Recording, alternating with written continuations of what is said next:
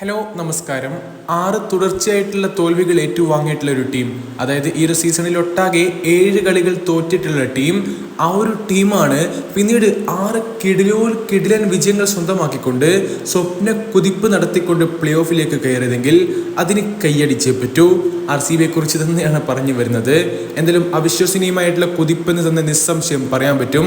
ആദ്യ പാദത്തിൽ നിറമങ്ങിയ പ്രകടനം നടത്തി തീർത്തും നിരാശപ്പെടുത്തിയ അതേ RCB രണ്ടാം പാദത്തിൽ നടത്തിയത് ഒരു ഗ്രേറ്റസ്റ്റ് കംബാക്ക് ആണെന്ന് നിസ്സംശയം പറയാം. നമുക്കറിയാം, CSKക്കെതിരെ തോറ്റുകൊണ്ടാണ് RCB ഈ ഒരു സീസണിന് തുടക്കമിടുന്നത്. പിന്നീട് രണ്ടാമത്തെ മത്സരത്തിൽ PBKസിനെ തോൽപ്പിച്ചെങ്കിൽ കൂടി പിന്നീട് നമ്മൾ എന്താണ് കാണുന്നത്? തുടർ തോൽവികളിൽ വലഞ്ഞു പോകുന്ന RCBയെ KKR, Rajasthan Royals, LSG, Mumbai Indians, SRH, KKR എന്നീ ടീമുകളുടെ എല്ലാം തോറ്റതോടുകൂടെ തുടർച്ചയായി 6 തോൽവികളുമായി RCB പോയിന്റ് പട്ടികയുടെ അടിവാരത്തേക്ക് കൂപ്പുകുത്തി പോവുകയായിരുന്നു. ആദ്യ 8 മത്സരങ്ങൾ പൂർത്തിയാവുമ്പോൾ ഒരൊറ്റ വിജയം മാത്രമായിരുന്നു RCBയുടെ അക്കൗണ്ടിൽ ഉണ്ടായിരുന്നതും. ഇത്തവണ RCB പ്ലേ ഓഫിൽ കടക്കില്ലെന്ന് വിധി എഴുതിയവർ ഏറെയായിരുന്നു. അത് കുറച്ചൊന്നുമല്ലായിരുന്നു എന്നുള്ളത് തന്നെയാണ് യാഥാർത്ഥ്യം. എന്നാൽ ഈ കണക്കുകൂട്ടലുകളെയും കാൽക്കുലേറ്ററിനെയും ഒക്കെ തെറ്റിച്ചുകൊണ്ട് അതിശക്തമായി തിരിച്ചു വരുവാൻ ഫാഫ് ഡു പ്ലസിക്കും സംഘത്തിനും സാധിച്ചു എന്നുള്ളത് തന്നെയാണ് എടുത്തു പറയേണ്ടത്. അവസാനം കളിച്ച 6 മത്സരങ്ങളിലും വിജയിച്ചുകൊണ്ട് RCB എല്ലാവരെയും ഞെട്ടിച്ചുകൊണ്ട് പ്ലേ ഓഫിലേക്ക് എത്തിയിരിക്കുന്നു. ഇവിടെ മറ്റൊരു ശ്രദ്ധേയമായിട്ടുള്ള കാര്യം എന്താണെന്ന് വെച്ചാൽ, വിജയിക്കുന്ന മത്സരങ്ങളിലെല്ലാം നെറ്റ് റൺ റേറ്റ് ഉയർത്തിക്കൊണ്ടുവരാനും RCBക്ക് സാധിച്ചു എന്നുള്ളത് തന്നെയാണ്. CSKക്കെതിരെ നിർണായക മത്സരത്തിൽ ഇന്നലെ 18 റൺസിനോ അല്ലെങ്കിൽ 11 പന്തുകൾ ബാക്കി നിർത്തിക്കൊണ്ടോ വിജയിക്കാൻ സാധിച്ചാൽ മാത്രമായിരുന്നു RCBക്ക് എന്തെങ്കിലും ഹോപ്പ് ഉണ്ടായിരുന്നത്. എന്നാൽ അതൊരിക്കലും നടക്കില്ല എന്ന് കരുതിയതാണ്. അത്തരത്തിലുള്ള ഒരു കാര്യമാണ് RCB കൃത്യമായിട്ട് കാണിച്ചു തന്നിരിക്കുന്നതും.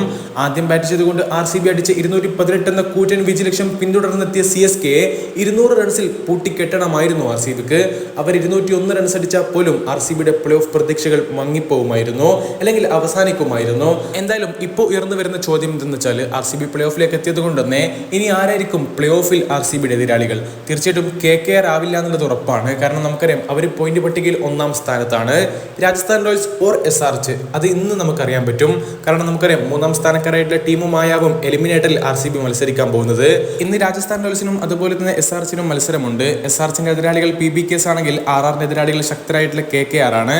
എന്തായാലും ഈ ഒരു മത്സരത്തിൽ വിജയിക്കുന്ന ടീമായിരിക്കും ക്വാളിഫയർ കളിക്കാൻ പോവുക എന്നുള്ള കാര്യം ഉറപ്പാണ്. ഇനിയിപ്പോൾ SRHും രാജസ്ഥാൻ റോയൽസും 2 ടീമുകളും തോൽക്കുകയാണെന്നുണ്ടെങ്കിൽ രാജസ്ഥാൻ റോയൽസ് എന്ന ക്വാളിഫയർ കളിക്കും. കാരണം നമുക്കറിയാലോ, SRHനേക്കാൾ 1 പോയിന്റ് കൂടുതലാണ് RRന്. എന്തായാലും ഇന്ന് ആ കാര്യം തീരുമാനമാവും. അതായത് ആരൊക്കെ ക്വാളിഫയർ കളിക്കും, ആരൊക്കെ എലിമിനേറ്റർ കളിക്കും എന്നുള്ള കാര്യം വ്യക്തമാവും.